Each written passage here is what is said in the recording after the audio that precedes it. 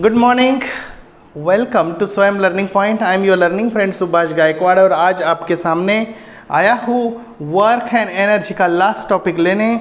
9th standard के बच्चे, मैं आपको एक बात बताता हूँ, आज हम धमाल करने वाले हैं। बहुत ही इम्पोर्टेंट लेकिन बहुत ही क्रिटिकल था वो, उसको थोड़ा इतना आसान बनाया। वो एक्सप्रेशन हम देखने जा रहे हैं, law of conservation of energy के लिए वो इक्वेशन है। ये बहुत ही सिंपल और बहुत ही सिंपल एग्जाम्पल है। आप देखते रह जाओगे, आपको बहुत मज़ा आएगी और आप मेरे साथ बने रहिए वीडियो के अंत तक। यहाँ सबसे पहले क्वेश्चन आता है use your brain power, the mass of object is double, how many times will the kinetic energy increases? आपको पता है, सबको पता है कि kinetic energy is nothing but what you can say that half into mv square। अभी वो क्या बोल रहा है? वो बोल रहा है कि if mass is double, क्या बोल रहा है? Mass is double. यदि मास डबल हो गया तो क्या हो जाएगा बेटा? मास डबल हो जाएगा तो kinetic energy is also doubled. Yes, kinetic energy भी डबल हो जाएगी क्योंकि मास इज, इफ सपोज यहाँ मास 4 है वो 8 हो जाएगा तो काइनेटिक एनर्जी क्या हो जाएगी? हाँ, डबल हो जाएगी। सो आपको पता है कि from this equation you can say that kinetic energy is directly proportional to the mass and hence you can say that therefore its mass of object doubles, the kinetic energy will also double। यहाँ हम बहुत सारे ऐसे transformation of energy की बात करने वाले हैं। तो क्या ये ट्रांसफॉर्मेशन ऑफ एनर्जी, आपको पता है कि आप यहाँ देख रहे हो कि एक पर्टिकुलर पावर हाउस पर इलेक्ट्रिसिटी प्रोड्यूस होती है।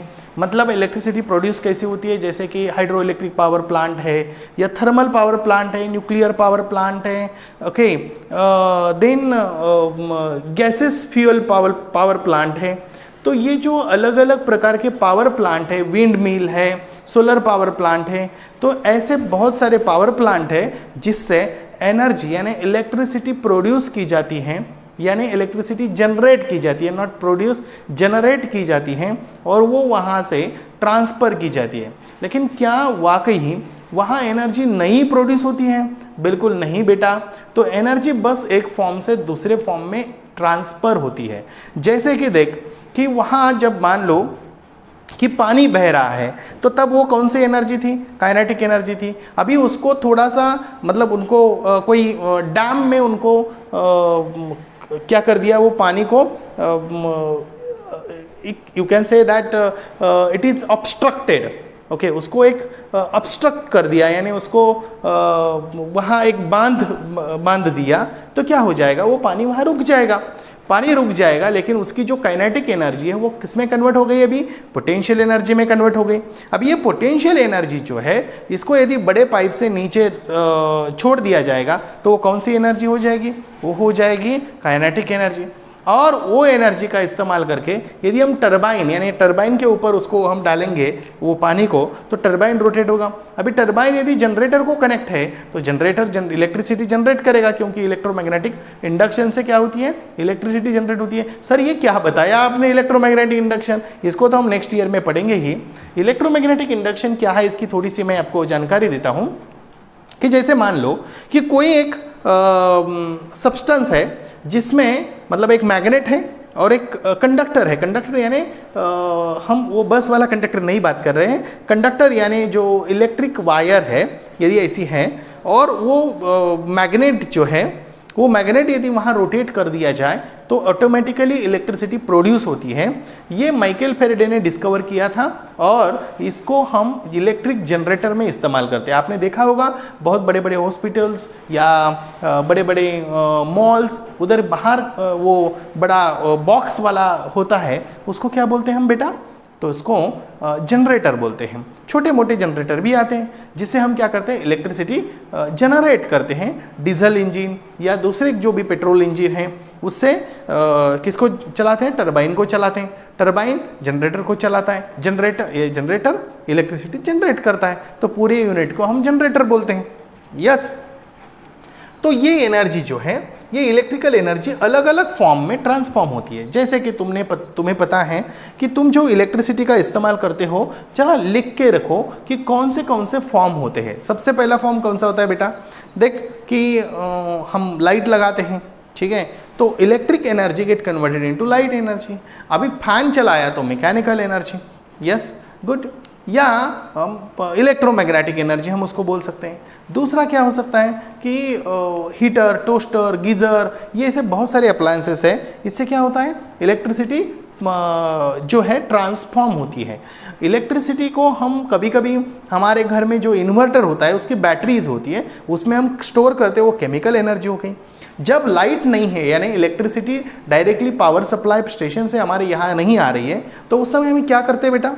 सबसे पहली बात है कि हम उस समय क्या करते हैं, तो उस समय हम वो जो इन्वर्टर पे यानी बैटरी में जो एनर्जी है वो हम इस्तेमाल करते हैं। अब उस समय क्या हो गया कि वो केमिकल एनर्जी इलेक्ट्रिकल एनर्जी में कन्वर्ट हो गई। इसका मतलब है कि एनर्जी जो है ये ट्रांसफॉर्म होती है। अभी मैं आपके साथ बोल रहा हूँ, अभी मैं यहाँ से बोल रहा हूँ और वायर के द्वारा आपको यहाँ आपके जो ये जो डिवाइस है, ये डिवाइस में वो क्या जा रहा है, वो साउंड जा रहा है। अभी आप सुनोगे तो वो एनर्जी ही है ना, मैं यहाँ से बोला वो आपको सुनाई दी, समझ रहे हैं? So this is what called as a sound energy. यानी इलेक्ट्रिकल एनर्जी को मैंने, मतलब मेरी पहली साउंड एनर्जी थी, मैंने मेरी एनर्जी ये वायर को दी, अभी वो इलेक्ट्रिकल एनर्जी हो गई, वहाँ से फिर इधर डिवाइस में आ गई, डिवाइस से फिर वो साउंड एनर्जी में कन्वर्ट हो गई। यानी इलेक्ट्रिकल एनर्जी ये इतने फॉर्म में चेंज होती है। और energy is nothing but what you can say that the कि energy is transform from one form to another form. तो एक फॉर्म से वो दूसरे फॉर्म में जाती है, जैसे कि loud speaker, microphone, secondary cell, primary cell, chemical energy, light energy, mechanical energy, engine, fan, okay, generator, heater, thermocouple, okay. तो ऐसे बहुत सारे इंस्ट्रूमेंट है जिससे इलेक्ट्रिसिटी क्या होती है, ट्रांसफॉर्म होती है। और इसके आधार पर लॉ बनता है, energy can neither be created nor destroyed. Energy कभी डिस्ट्रॉय ही नहीं होती है और कभी क्रिएट ही नहीं की जा सकती, जितनी है उतनी है। इसको यदि समझ लिया तो बहुत काम आसान हो जाएगा, जीने का भी और किसी चीज़ को समझने का भी है, समझ में। So what I talked about, though energy can not be created, can neither be created not destroyed, it can transform from one form to another form. बस एनर्जी एक फॉर्म से दूसरे फॉर्म में ट्रांसफॉर्म होती है और ये इसको रट्टा मारने की ज़रूरत भी नहीं है, बिल्कुल आसान है, okay. And total energy in the universe remains constant. यही अल्बर्ट आइंस्टाइन ने बताया था, E is equal to m c square. बताया था कि नहीं बताया था? E is equal to m c square. यहाँ यम क्या है? यम ये मास है, ओके, और E क्या है? E ये एनर्जी है। तो उनका कहना ऐसा था कि एनर्जी और मास इंटर कन्वर्टिएबल है। और ये जो C बताया था, it's a velocity of light. क्या बताया था? velocity of light in vacuum, in what? vacuum। लेकिन एनर्जी और मास इंटर कन्वर्टिएबल है। जैसे कि अभी मैं यहाँ हूँ तो मेरा मास है, ओके, और मुझ में एनर्जी है, तो मैं नहीं हूँ तो वो एनर्जी के फॉर्म में है, ओके, गुड। तो आप बता रहे हो कि ये सिंपल सी बात है कि जहाँ मास है वो एनर्जी से ही बना हुआ है। क्यों ऐसे बोल सकते हो कि देखो कि कोई एटम है, ओके, और एटम के बीच में, मतलब एटम में बहुत सारे ऐसे पार्टिकल्स हैं जिसमें निगेटिव चार्ज पार्टिकल्स भी हैं। और ये निगेटिव चार्ज पार्टिकल्स क्या होते हैं बेटा? तो ये निगेटिव चार्ज पार्टिकल्स जो है ये होते हैं what you can say that the charged particles और इलेक्ट्रॉन्स, या गुड। तो ऐसे बहुत सारे एटम मिला के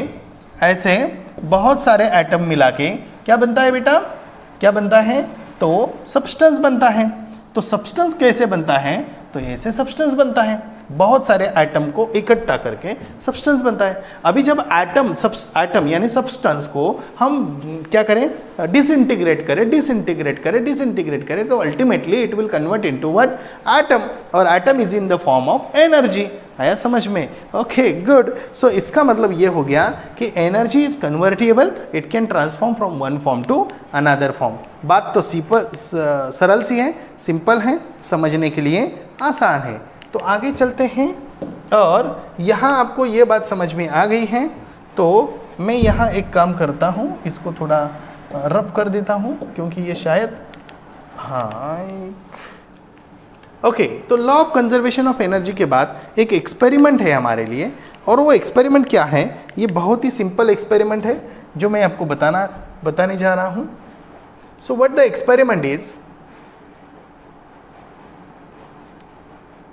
okay so the experiment is very simple. Okay तो ये देखिए क्या करना है, एक स्ट्रिंग लेनी है या थ्रेड हम बोल सकते हैं उसको. ओके और इसको और एक थ्रेड, यानी आप समझ रहे हैं. ओके तो उसको ये नट क्या करना है, टाई करना है. अब देखो करना क्या है, सिंपल है, बिल्कुल सिंपल है कि ये नट को यानी ये थ्रेड को इसको 1 नंबर देते हैं, इसको 2 नंबर देते हैं, चलेगा. अभी ये 1 नंबर वाला आप हिलाओ, अपने आप 2 नंबर वाला हिलने लगेगा. सर यहाँ तो स्प्रिंग लगाई हुई है. ओके ये बात नहीं है, ठीक है, आप समझ रहे हैं, स्प्रिंग की कोई बात नहीं है, स्प्रिंग नहीं है, ये सिर्फ इधर लगाया हुआ है. तो इसको हिलाओ, इसको थोड़ा, ये पेंडुलम जैसे दिखाई देगा, तो इसको थोड़ा जर्क दे दो, तो क्या होगा, अपने आप इसमें एनर्जी ट्रांसफॉर्म होगी और आपको पता ही चलेगा कि this will starts moving after particular time interval. So why this happen, because energy is transferred. Okay, so this what you can say that energy can be transformed from one form to another form. ऐसे बहुत सारे examples दे सकते हैं कि जिसमें energy transform होती है. तो आप थोड़ा सोचिए, जरा तनिक बैठिए खुद के साथ और सोच के बताइए कि कौन से ऐसे एनर्जी फॉर्म्स हैं, ऐसे कौन से एग्जाम्पल्स आप दे सकते हैं. कम से कम 1-2 एग्जाम्पल, 3 एग्जाम्पल, 4 एग्जाम्पल आप कमेंट बॉक्स में लिख के बताइए, ठीक है. वैसे असाइनमेंट में मैं आपको शायद क्वेश्चन करूँगा ऐसा कि which are the form of energy, you have to give some extra examples the which not cover in your text book. क्योंकि देखो टेक्स्ट बुक तो बस हमारे सामने एक मिरर की जैसा है, हम उसको देख के समझ सकते हैं कि ये ऐसा होता है, लेकिन वो हम कुछ उसमें और कुछ ढूंढने की कोशिश करेंगे तो वो नेचर में आपको मिलेगा. आया समझ में, इसको हम साइंस पढ़ना बोलते हैं. तो जो मैंने बताया था कि पेंडुलम ले लो, सेम लेंथ के थ्रेड से उसको टाई करो. Okay, and tie another thread in a horizontal direction, swing the one pendulum and observe second pendulum which was initially stationary begins swing. This proves that one pendulum transfer its energy to the other one. Okay, good. तो यहाँ एक question है, यानी ये बहुत ही बड़ा proof है. अभी तक हमने देखा था कि how the energy is transform from one form to another form and total energy remains constant. ये टोटल एनर्जी जो कांस्टेंट रहती है वो कांस्टेंट रहती है. हमें वो देखना है कि वाकई वो कांस्टेंट रहती है. हाँ तो वो कांस्टेंट रहती है. कैसे, तो यहाँ हम समझ लेते हैं कि तुम्हारे पास एक यम ऑब्जेक्ट है. क्या है, तुम्हारे पास एक यम मास का ऑब्जेक्ट है यानी ऑब्जेक्ट है, उसका मास यम है. अभी मान लो कि तुमने उस ऑब्जेक्ट को जमीन से उठाया, ये ऑब्जेक्ट है, तुमने यहाँ से उठाया, जमीन है ये, ओके, इससे उठाया और यहाँ तक तू लेके गया. तो यहाँ तक लेके गया तो वो क्या है, ए पोजीशन है. आया समझ में, कौन से पोजीशन है बेटा, ए पोजीशन है. अभी तू ए पोजीशन तक एक ऑब्जेक्ट को लेके गया, ये तेरी ए पोजीशन है, यहाँ तक तू ऑब्जेक्ट को लेके गया. अभी तूने जो काम किया उसके ऊपर, क्या काम किया, you have taken that object opposite to the gravitational force. So उसके ऊपर तुमने काम किया है. ओके, और कितने हाइट के ऊपर गया है, एच हाइट में, एच हाइट से तू ऊपर लेके गया है. अभी तू छोड़ेगा, उसको छोड़ना नहीं, अभी तक रुकना. ओके, तू छोड़ेगा तो कुछ ना कुछ होगा. तो क्या होगा, हम देख रहे हैं कि तू ऊपर लेगा तो ए पोजीशन पे उसकी कितनी होगी, क्या बोलो, काइनेटिक या टोटल एनर्जी उसकी, यहाँ से यहाँ तक लेके जाओ तो उसकी कितनी होगी. अभी मान लो कि कहीं बीच में उसको रुका दिया, यहाँ तक बी तक, तो उसकी कितनी होगी, और नीचे सी तक आएगा तो उसकी कितनी होगी, बोलो क्या, एनर्जी कितनी होगी. मैं एनर्जी की बात कर रहा हूँ. ऊपर लेके जाएगा यहाँ तक तो कितनी होगी, यहाँ आएगा तो कितनी होगी, नीचे आएगा तो कितनी होगी. बस हमें ये चेक करना है कि हर एक पोजीशन पे उसकी कितनी होगी, क्या बोला, एनर्जी कितनी होगी. Okay good. तो यहाँ देखते हैं कि उसके पहले एक बहुत ही इंपॉर्टेंट कॉन्सेप्ट को हम समझते हैं, वो है free fall. Actually free fall ये कोई मुमकिन नहीं है अर्थ के ऊपर. द रीज़न बिहाइंड इट, देखो मान लो कि मैंने आपको नहीं आपको नहीं किसी एक ऑब्जेक्ट को ऊपर से छोड़ दिया तो वो नीचे आएगा, आएगा ही, ऑफ कोर्स आएगा। लेकिन मान लो कि वो इतना हल्का है, मतलब बहुत ही लाइट वेट है, तो वो नीचे कैसा आएगा पता है? ऐसे। आपने वो देखा था वो जो पहला मैंने वीडियो बताया था, मतलब पहला लेक्चर दिया था, क्या लेक्चर था वो? लॉज ऑफ मोशन ना। तो लॉज ऑफ मोशन में वो पत्ते गिर रहे थे, देखो कैसे गिर रहे थे, आपको याद है वो? हाँ गुड, मुझे भी याद है। तो वो ना, वो कैसे गिर रहे थे? डायरेक्टली गिर रहे थे कि नहीं? वो धीरे धीरे धीरे धीरे खेलते खेलते आ रहे थे, वो ऐसे खेलते खेलते खेलते खेलते नीचे आ रहे थे, ऐसे डायरेक्टली नहीं आए, वो नहीं आए ना। ओ गुड। तो उसी प्रकार ये है। तो अभी उसके ऊपर कौन से फोर्सेस अप्लाई कर रहे थे? Buoyant force, frictional force, wind force, ये बहुत सारे फोर्सेस थे। ओके, तो फ्री फॉल क्या है सर? तो free fall is nothing but what you can say when object falls freely under the earth's gravitational force alone. तो अर्थ के ग्रेविटेशनल फोर्स से कारण ही वो नीचे आता है, उसको हम क्या बोलते हैं कि ग्रेविटेशनल, मतलब उसको हम फ्री फॉल बोलते हैं, which is possible only in a vacuum, जो कि सिर्फ वैक्यूम में पॉसिबल है। ठीक है। So when the object falls from a certain height due to earth's gravitational force alone, it's called as a free fall. Sir earth के ऊपर ही गिरता है क्या? चांद के ऊपर नहीं गिरता है क्या? गिर सकता है। तो चांद के ऊपर, चांद पे होगा। आप नहीं, चांद में नहीं जाते हैं, चांद पे हम नहीं जाते हैं रोज। ओके, तो इसके कारण अर्थ के ऊपर की ही बात कर रहे हैं। आया समझ में? गुड। तो चलो शुरू करते हैं। जैसे मान लेते हैं कि law of conservation of energy in the figure, ये फिगर है किसकी? हाँ, ये ऑब्जेक्ट जो मैंने आपको ऑब्जेक्ट यहाँ से उठाया था और इसको यहाँ लेके गया था। तो ये ऑब्जेक्ट को मैं यहाँ से वहाँ लेके गया, यानी सी पॉइंट से, कौन से पॉइंट से? सी पॉइंट से मैं इसको लेके गया। आपको दिखाई दे रहा है सी पॉइंट? ओके, मुझे लग रहा है कि ये आपको दिखाई दे रहा है। ओके, मैं इसको थोड़ा सा लाइट कर रहा हूँ, लेकिन कोई फ़ायदा मुझे दिख नहीं रहा है लाइट करने से। ये अच्छा, ऐसा ही बहुत अच्छा है। ठीक है। तो सी पॉइंट से मैं उसको ए तक लेके गया। अभी मैं ए से उसको छोड़ने वाला हूँ, छोड़ने वाला हूँ, वो बी तक आ जाएगा। ओके, आ जाएगा नहीं, वो डायरेक्टली नीचे आएगा। लेकिन हम कंसिडर करते हैं और ऐसे 3 पोजीशन पे हमें वो पर्टिकुलर ऑब्जेक्ट में जो एनर्जी है उसको चेक करना है। अभी मैं आपको बता रहा हूँ, सी से वो ऑब्जेक्ट को ए तक लेके गए, तो उसमें जो इनिशियल वेलोसिटी रहेगी, यू जो रहेगी, वो क्या रहेगी बेटा? 0 रहेगी। तो इनिशियल वेलोसिटी जो है वो 0 रहेगी। यहाँ जो बात हो रही है कि in the figure the object of mass m is at the point A, okay, and height h from the ground, okay, ground से h हाइट पे है। Let the point B B at the distance x, ऐसा consider करते हैं vertically below A। Okay, let the point C be on the ground directly below A and B and let us calculate the energies of the object at point A, B and C। वही मैंने बताया, बस उन्होंने लिख के दिया। अच्छा था ना? Okay good. तो नेक्स्ट हम चेक कर लें कि ये फ्री फॉल देखो कैसे वो ऊपर से छोड़ रहा है, लेकिन डायरेक्टली वो नहीं आ रहा है।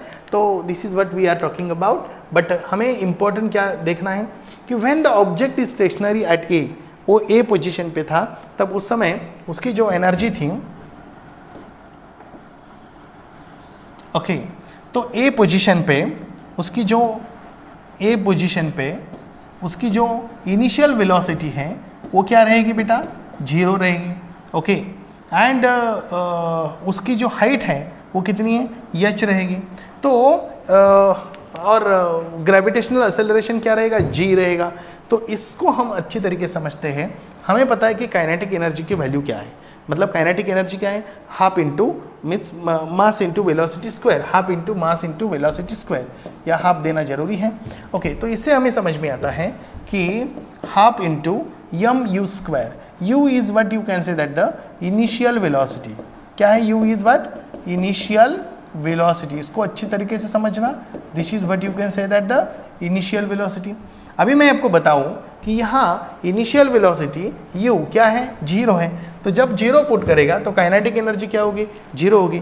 अभी उस समय पोटेंशियल एनर्जी कितनी होगी? क्योंकि किसी भी ऑब्जेक्ट को यदि m मास का ऑब्जेक्ट है और उसको h हाइट पे लेके जाए तो उसकी एनर्जी क्या होती है? mgh होती है। तो ऑफकोर्स उसकी एनर्जी mgh है।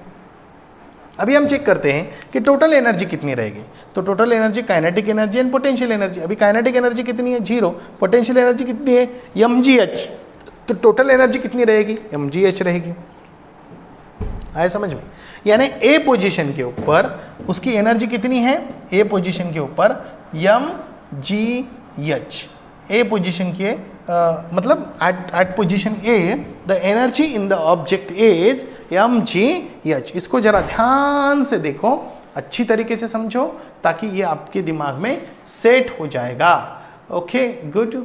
तो यहाँ और आगे जाते हैं और चेक करते हैं कि यहाँ जैसे मान लो कि ऑब्जेक्ट अभी कहाँ आया है, बी पे आया है। अभी ऊपर से छोड़ दिया, तो यहाँ से छोड़ने के बाद यहाँ तक आ गया ऑब्जेक्ट। जब ऑब्जेक्ट यहाँ आ गया बी पे, तो उसकी वेलोसिटी कुछ ना कुछ तो होगी ना। अब समझ रहे? तो क्या होगी वो वेलोसिटी, क्योंकि यहाँ क्या थी, u 0 थी। अभी यहाँ 0 थी, तो यहाँ थोड़ी 0 रहेगी, क्योंकि वेलोसिटी तो बढ़ने वाली है। तो वो v कंसिडर करते हैं। When it reaches the point be having fallen through distance x, तो उसका डिस्टेंस कितना है, x है। तो उस समय हम चेक करते हैं u क्या है 0, s क्या है x, और a क्या है acceleration due to gravity g है। तो उस समय हम चेक करते हैं कि हमारा ये थर्ड काइनेमेटिक इक्वेशन है, क्योंकि उससे हम क्या निकाल सकते हैं, वेलोसिटी निकाल सकते हैं। तो v square is equal to u की वैल्यू क्या है 0 है, ओके a की वैल्यू क्या है g है, s की वैल्यू क्या है x है। तो v square is equal to 2gx हमारा आंसर आ गया। यानी vb square is equal to 2gx। ये कहाँ की वैल्यू वेलोसिटी आ गई, यहाँ की वेलोसिटी आ गई। अभी वेलोसिटी आ गई तो हमें क्या करना है, काइनेटिक एनर्जी निकालनी है। तो हम काइनेटिक एनर्जी को देखते हैं।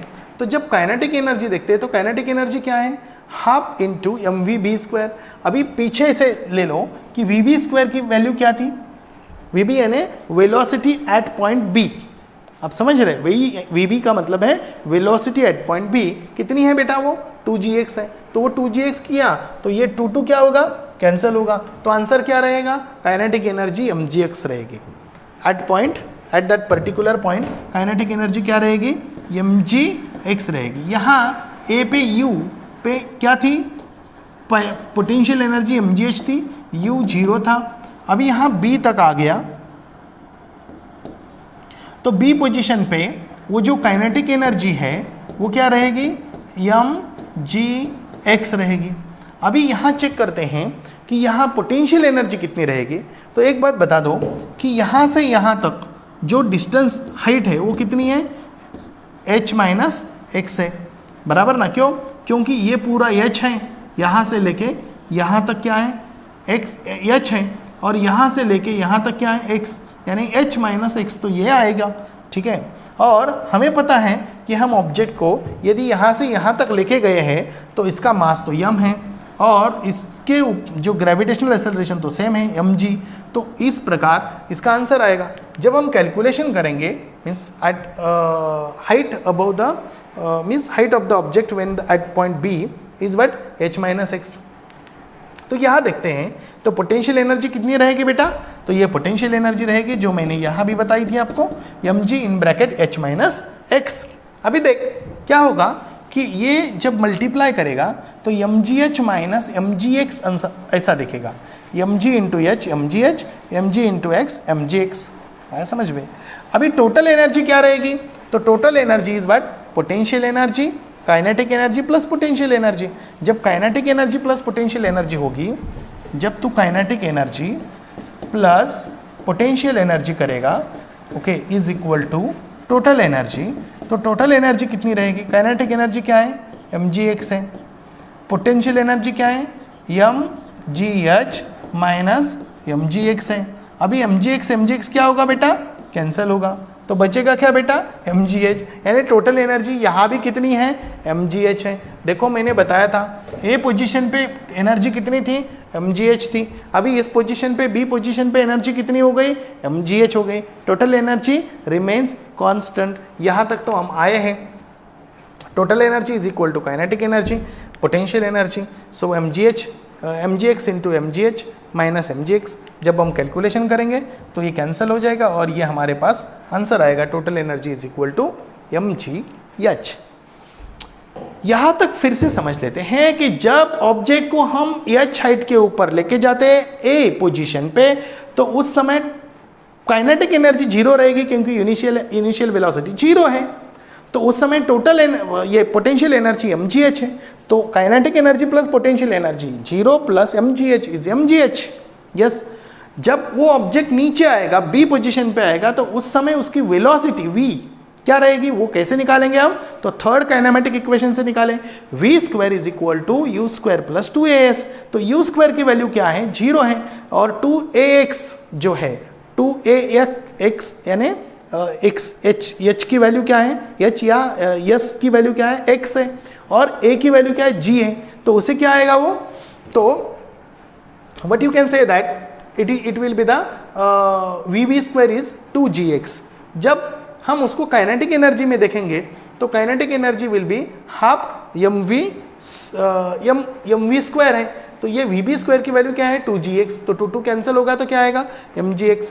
अभी उस समय जो at position B what we are observing the potential energy। so what will be the potential energy?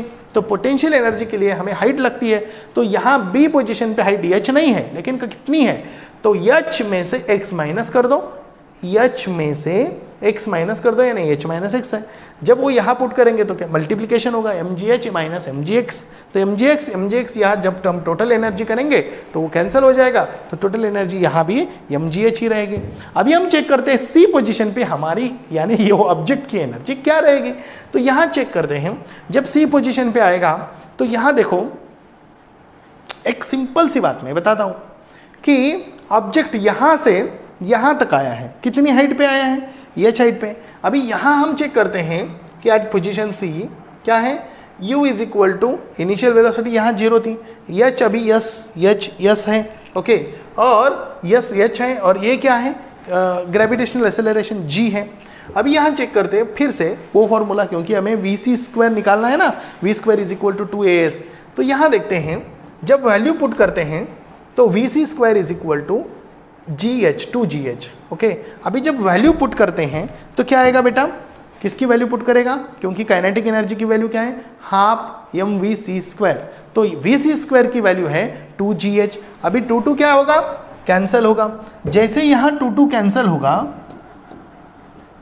जैसे यहाँ 2 कैंसिल होगा तो क्या बचेगा, mgh। यानी यहाँ काइनेटिक एनर्जी कितनी हो गई बेटा, mgh हो गई। जब काइनेटिक एनर्जी mgh हो गई, कहाँ, एट पोजीशन सी, एट पोजीशन सी काइनेटिक एनर्जी mgh हो गई। अभी काइनेटिक एनर्जी यदि mgh हो गई वहाँ, तो पोटेंशियल एनर्जी चेक करते हैं। तो पोटेंशियल एनर्जी में h क्या रहेगा बेटा, जीरो रहेगा। सर ये समझा नहीं मुझे बेटा, a से लेके यहाँ तक हाइट कितनी है, h है, ओके। ग्रेविटेशनल एक्सेलरेशन a कितना है, यानी ये यस है, और ये कितना है, g है। अभी आपको पता है कि आपको पहले वेलोसिटी निकालनी है कि वहाँ वेलोसिटी कितनी है, तो इसके लिए आपने क्या किया, u स्क्वायर प्लस 2as ऐसा किया, बराबर है, क्या किया, प्लस 2as। अभी यहाँ तूने क्या किया था, तूने ऐसा किया था कि u स्क्वायर की वैल्यू यहाँ जीरो है, प्लस 2g यस की वैल्यू क्या है, h है। तो v स्क्वायर क्या आ गया तेरा, 2gh। अभी तुझे क्या करना है, काइनेटिक एनर्जी निकालनी थी। तो काइनेटिक एनर्जी के लिए तूने क्या किया, हाफ इंटू mvc स्क्वायर। तो ये जो vc स्क्वायर जो है, इसमें तूने क्या किया, vc स्क्वायर की वैल्यू क्या है, 2gh। इसमें क्या हो गया बेटा, 2 कैंसिल हो गया, तो आंसर क्या आ गया, mgh। अभी इस समय ये आ गया काइनेटिक एनर्जी, यहाँ mgh आ गई। लेकिन यहाँ h जो है नीचे से, क्योंकि देखो पोटेंशियल एनर्जी तब आती है बॉडी में जब उसको पर्टिकुलर स्टेट प्रदान करते हैं हम। तो पर्टिकुलर स्टेट यहाँ जब ऑब्जेक्ट को हम ऊपर उठाते हैं, अभी वो ऑब्जेक्ट धरती पे है और ऑन द अर्थ सरफेस है, तो उसकी हाइट कितनी होगी, zero into any number is zero. So what is the potential energy, the height on the of the object from the ground at point C is 0, and therefore mgh is equal to what you can say that the 0, okay. So total energy is what, that mgh, because kinetic energy plus potential energy, kinetic energy mgh, total energy potential energy 0. So what that, यहाँ चाहे तो हम लिख सकते हैं कि kinetic energy mgh plus potential energy 0. So total energy mgh। So from equation 1 2 3 से हमें यह समझ में आता है कि हर एक पोजीशन पे ए पे mgh है, बी पे mgh है, सी पे भी mgh है, total energy always remains the constant. तो इससे हमें पता चलता है कि at any point during the fall the total energy remains constant. So इससे पता चलता है total energy is equal to potential energy plus kinetic energy. यहाँ potential energy at point A mgh है, काइनेटिक एनर्जी 0 है, तो टोटल एनर्जी mgh है। At B potential energy जो है एट बी देखिए mgx plus mg in bracket h minus x. तो calculation करेंगे, इसका कैलकुलेशन मैंने आपको करके दिया था, चाहे तो मैं यहाँ फिर से करके देता हूँ। mgx plus mgh minus mgx, तो mgx क्या होगा बेटा, कैंसल होगा। तो यहाँ देखिए बेटा क्या आएगा, mgh आएगा। तो बेटा खुश, यहाँ भी mgh। अभी नीचे देखा तो total energy at this point is what क्या कॉल्ड एज mgh। तो ये मैं थोड़ा सा रब करके देता हूँ। Okay good. Next at point C the mgx means at point C what that kinetic energy is 0 and potential energy is 0 and kinetic energy ये क्या है, पोटेंशियल एनर्जी है। तो पोटेंशियल एनर्जी क्या है, 0 है, और काइनेटिक एनर्जी क्या है, mgh है। कैसे निकाली थी, अभी निकाली, तो इसके आंसर क्या आ गया, mgh आ गया। इसका मतलब हमें ये समझ आ गया कि हर एक पोजीशन पे एनर्जी क्या होती है, mgh होती है। तो मैं आपको गारंटी के साथ कहता हूँ कि ये टॉपिक आपको बहुत पसंद आ गया होगा, समझ आ गया होगा। अभी देखो एक बहुत बूढ़ा पर्सन ओके क्या कर रहा है, चल रहा है, और ये देखो क्या फ़र्क आपको महसूस हो रहा है। ये थोड़ा सा जरा पावरफुल लग रहा है, और वो भी पावरफुल है लेकिन थोड़ा कम है। तो what is that we are talking about, we are talking about power. So what the power is the rate at which work is done. जैसे मान लो कि तुम हो और तुम्हारा छोटा भाई है, और तुम किसी चीज़ को, किसी काम को कर रहे हो। मान लो कि तुमने वो काम, एक पर्टिकुलर वर्क तुमने 10 मिनट में कर दिया और उसको 1 घंटा लगा। अभी किसकी पावर ज़्यादा है, तुम्हारी पावर ज़्यादा है। हाँ गुड, मेरी पावर ज़्यादा है, मतलब आपकी पावर ज़्यादा है आपके भाई से, क्योंकि आपका भाई छोटा है। ओके तो बहुत बढ़िया। तो power is what that the rate at which work is done. क्या बोला, the rate at which work is done, कि जिस रेट से काम, मतलब work upon time is nothing but what you can say that the power. तो power का simple सा फॉर्मूला है the amount of work is done in unit time T, then you can say that the power is equal to work upon time. Simple सी बात है। अभी ऐसा unit क्या है वर्क का, तो जूल है। हाँ, तो पावर का भी क्या है, ये देखना पड़ेगा। पावर का है वैट। कैसे, जूल अपॉन टाइम का सेकंड है, ये आपको पता है। सो ऐसा unit of power is joule upon second, that is nothing but what you can say that watt. But 1 watt is equal to 1 joule upon 1 second. Watt is very smaller, very मतलब very tiny unit, and so उसको हम ज़्यादा major करने के लिए इस्तेमाल नहीं करते, तो हम थोड़ा बड़ा यूनिट इस्तेमाल करते हैं। तो बड़ा यूनिट क्या इस्तेमाल करते हैं, इंडस्ट्री में HP इस्तेमाल करते हैं, और इधर हाँ, तो इधर हम क्या करते हैं, 1 watt के बजाय हम 1 किलोवाट इस्तेमाल करते हैं। 1 kilowatt is equal to 1000 watt। आप समझ रहे हैं, थोड़ा बड़ा यूनिट आ जाता है। इंडस्ट्री में HP बोलते हैं। वैसे बहुत सारे HP होते हैं, indicated HP, break horse power यानी BHP, ओके, FHP यानी फ्रिक्शन हॉर्स पावर। ये इंडस्ट्री में इस्तेमाल की जाने वाली टर्मिनोलॉजी है, स्पेशली ऑटोमोबाइल फील्ड में। तो ये HP क्या है, हॉर्स पावर। अभी ये हॉर्स पावर की क्या कहानी है, तो यदि दो वैक्यूम को जोड़ दिया जाए, दो ऐसे हाफ हेमिस्फीयर को, होलो हेमिस्फीयर, उसको जोड़ दिया जाए और उसमें से एयर टाइट मतलब वैक्यूम लगा के एयर को निकाला जाए, अंदर कुछ भी एयर नहीं है, तो उनको यहाँ इस बाजू से हॉर्स लगाएंगे, इस बाजू से हॉर्स लगाएंगे, तो वो निकलते नहीं है, मतलब इतने पैक हो जाते हैं। तो इसके आधार पर इसको HP बोला गया है। तो 746 वैट को 1 HP बोलते हैं। क्या बोलते हैं, 746 वैट को 1 HP बोलते हैं, और ये HP का मतलब है हॉर्स पावर, ठीक है बस। और कमर्शियल यूनिट होता है किलोवाट आवर। जो हमारे घर में बिजली आती है वो किलोवाट आवर में आती है, यानी कितने यूनिट हो गए तुम्हारे घर में, तो वो यूनिट जो है वो किलोवाट आवर ही है। तो यहाँ हम देखते हैं कि 1 kilowatt hour is equal to what you can say that the, तो यहाँ एक इक्वेशन है, मैं आपको इक्वेशन पूरा समझा देता हूँ, ठीक है। तो 1 किलोवाट आवर, तो किलोवाट मतलब क्या है 1000, 1 किलोवाट आवर, 1 किलोवाट आवर। तो इसमें क्या आता है कि 1000 क्या है 1000 VAT, 1000 VAT into 3600 second.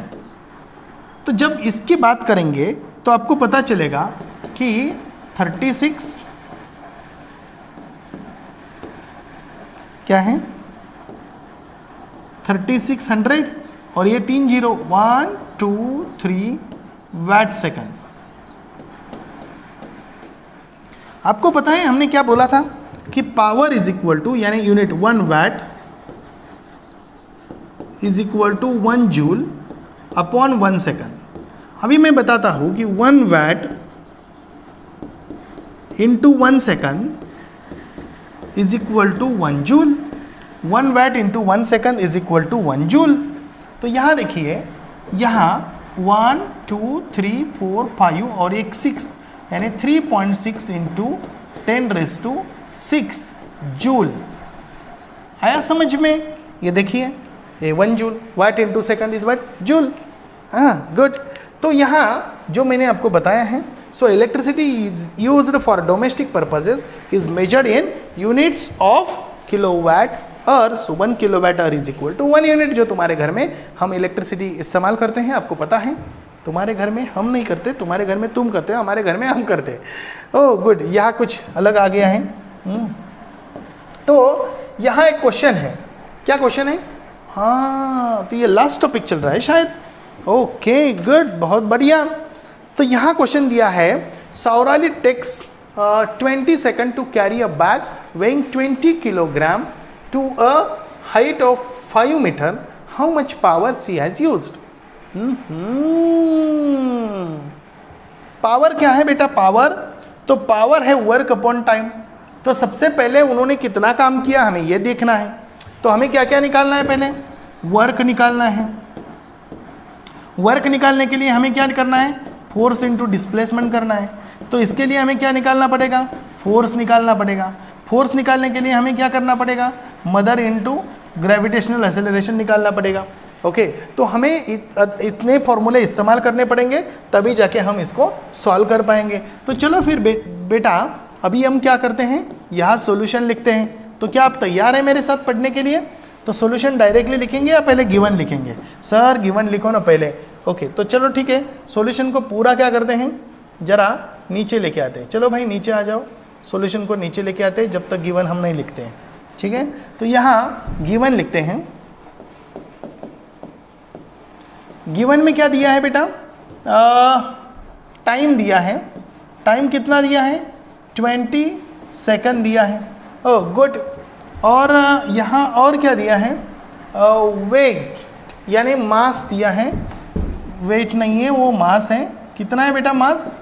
20 kg है। कोई प्रॉब्लम नहीं है आपको। ओके, और हाइट यानी यस कितना है? यस या हम यस बोल सकते हैं या एच बोल सकते हैं। वो कितना है बेटा? 5 मीटर है। क्लियर? Okay good. अभी करना क्या है? कुछ नहीं, फाइंड करना है। क्या फाइंड आउट करना है? वर्क डन ना, या पावर? पावर फाइंड आउट करना है, पावर। ओके, तो पावर कैसे फाइंड आउट करेंगे? पावर से फाइंड आउट करेंगे ना। ओके, डायरेक्टली इस्तेमाल करेंगे नहीं। चलो तो यहाँ लिखते हैं सॉल्यूशन। और ये सॉल्यूशन में यहाँ हमारा क्वेश्चन है, उसको समझते हैं। पहले फोर्स निकालते हैं, is equal to m into जी।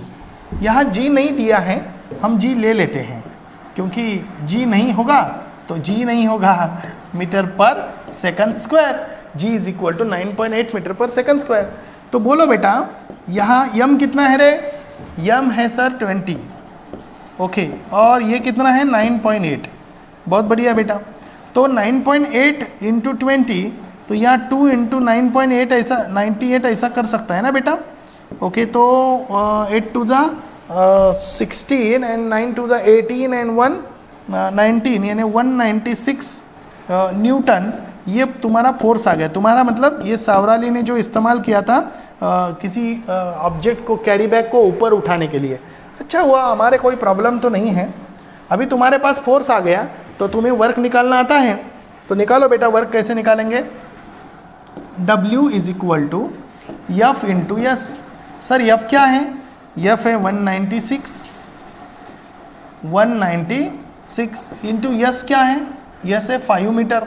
तो इसको कैलकुलेट करते हैं, 6 5 ज़ा 30, 9 5 ज़ा 45 एंड 3 48 एंड 5 1 ज़ा 5 एंड 4 9, तो 980 ये क्या हो गया बेटा, it is what the work done, it is what work done, it is in joule.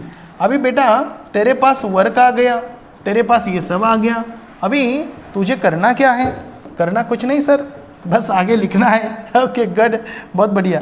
मैं ना you are really great student, I am really proud of you, okay, खुद को थोड़ा शाबाशी दे देना। हाँ गुड। तो यहाँ करना क्या है सर, पावर इस्तेमाल करनी है, तो करना बेटा W upon T, okay good. तो W क्या है बेटा, W है 980 सर, ओहो बहुत बढ़िया। और टाइम कितना है सर, 20 सेकंड है, ज़्यादा नहीं है सर, नहीं ना सर क्या करें, ओके ज़्यादा नहीं है, 20 सेकंड है।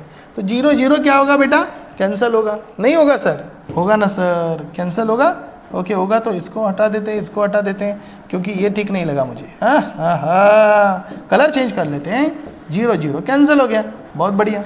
सर इसका कैलकुलेशन कितना आता है, तो पावर इज इक्वल टू 2 4 ज़ा 8 and 2 9 ज़ा 18, so power is equal to what watt is, तो 49 watt is the power, is it clear, good। तो 49 watt is the power, और बस इतना ही सौराले ने इस्तेमाल किया है। आपको कोई तकलीफ है ज़रा देख लीजिए अच्छी तरीके से, पहले फोर्स निकाला, फिर वर्क निकाला, फिर पावर निकाली, ओके गुड। सीधा नहीं था, सीधा नहीं था, इसके कारण सीधा नहीं सॉल्व किया। आगे का एग्जाम्पल देखते हैं, क्या है कि एक 25 वाट का इलेक्ट्रिक बल्ब है, ठीक है कोई प्रॉब्लम नहीं, 10 घंटे हर रोज़ चलाते हैं, तो how much electricity does it consume each day. हाँ 10 घंटे चलाते हैं, कितने पावर है, 25 वाट है। तो 25 वाट को पहले किलोवाट में कन्वर्ट करते हैं, तो पहले किलोवाट में कन्वर्ट करने के लिए इसको क्या करना पड़ेगा बेटा, इसको 1000 से डिवाइड करना पड़ेगा, यस गुड। तो पहले गिवन लिखते हैं, गिवन में क्या आएगा बेटा, पावर आएगा, पावर कितनी है बेटा, 25 वाट है।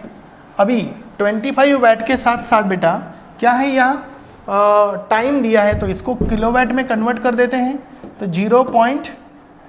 कितना आता है 0.025, ऐसा ही आएगा ना, 0.025 किलोवाट,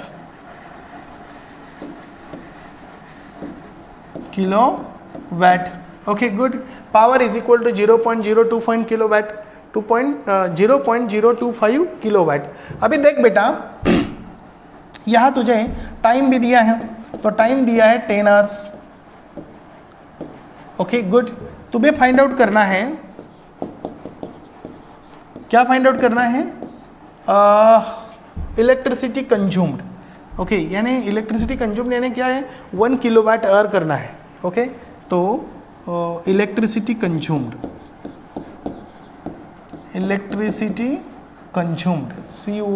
CONSUMED, हो गुड। तो इसको फाइंड आउट करना है तुझे, कोई प्रॉब्लम नहीं है। तो इसके लिए क्या करते हैं बेटा, सॉल्यूशन लिखते हैं। तो सॉल्यूशन में क्या लिखते हैं कि electricity consumed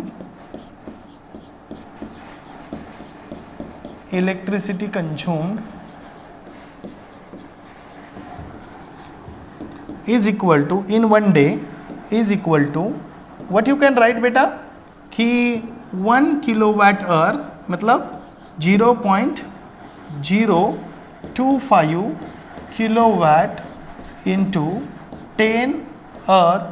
so what you write here बेटा, 10 से मल्टीप्लाई करेगा तो 0.25 किलोवाट, और इससे क्या पता चलेगा बेटा कि 0.25 यूनिट्स. क्या पता चलेगा? 0.25 यूनिट्स. ओके, या आप मतलब एक यूनिट का मतलब है कि एक यूनिट का मतलब क्या होता है? एक यूनिट यानी 1 किलोवाट आवर, तो 0.25 किलोवाट आवर मतलब 0.25 यूनिट्स. ओहो, thank you. we are here to welcome you in स्वयं learning point always and every time. तो मैं आपको एक रिक्वेस्ट करता हूँ, ये वीडियो यदि आपको अच्छा लगता है तो आप कमेंट बॉक्स में लिख के ज़रा बताइए कि क्या हमारा ये प्रयास आपके लिए अच्छा लग रहा है. यदि आपको बोर लग रहा है तो बोर क्यों लग रहा है इसके लिए मैं कमेंट बॉक्स में लिख के बताइए. हम उसको इतना आपके बोर को निकाल ही देंगे, आपका बोर नहीं रहेगा आपको कभी भी. ये वीडियो बनाते वक्त भी हम यही ख्याल रखते हैं कि आपको बोर ना हो, क्योंकि देखो कि only the fittest has right to survive. Okay, other has to die. बस किसी भी हालत में सर्वाइव होने के लिए फिट रहना जरूरी है. अभी ये जो सिचुएशन है, इस सिचुएशन को खुद को थोड़ा सा अपर लेवल पे लेके जाना है. Yes, okay. यदि आप चाहते हैं कि मेरा कोई एक लाइव सेशन हो आपके साथ तो कमेंट बॉक्स में बताइए. हम जल्दी ही लाइव सेशन आपके लिए ला रहे हैं. 1-2 सेशन हम लाएंगे, हर रोज सेशन नहीं लाएंगे क्योंकि आपको हम ज़्यादा बोर नहीं करना चाहते. Okay, good, thank you, bye bye. So welcome in Swayam learning point again.